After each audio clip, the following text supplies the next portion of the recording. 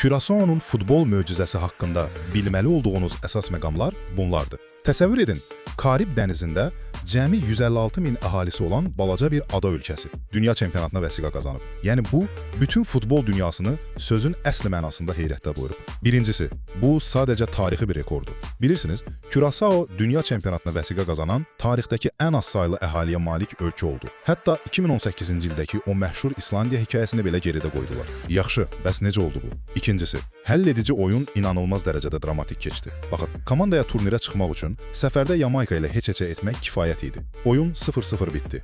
Amma o son anlar, Yamaykanın dirəyə dəyən topu, oyunun sonunda aldıqları qırmızı vərəqə, hər şey vardı. Və ən maraqlısı da odur ki, komandanın təcrübəli məşqçisi Dick Advokat ailəvi səbəblərə görə bu vacib oyunda yox idi. Maçı uzaqdan izləyirdi. Və nəhayət, üçüncüsü, bu uğurun arxasında dəqiq bir strategiya var. Bu təsadüfi bir şey deyil. Düzdür, komandanı 78 yaşlı Dick Advokat kimi bir əfsanə çalışdırır. Amma əsl uğur resepti bilirsiniz nədir? Federasiya hələ 2010-cu illərdən bəri Niderlandda yaşayan Curaçao kökənli oyuncuları bir-bir yığmaya cəlb edir. Elə bu yanaşma onlara 2017-ci ildə Karib kubokunu qazandırmışdı. Yəni indiki nəticə əslində o uzun müddətli işin məntiqi davamıdır. Beləliklə, Curaçao'nun mavi dalğası sübut etdi ki, düzgün hədəf və addım-addım irəliləmə ilə ən balaca bir ölkə belə dünyanın ən güclüləri arasına düşə bilər.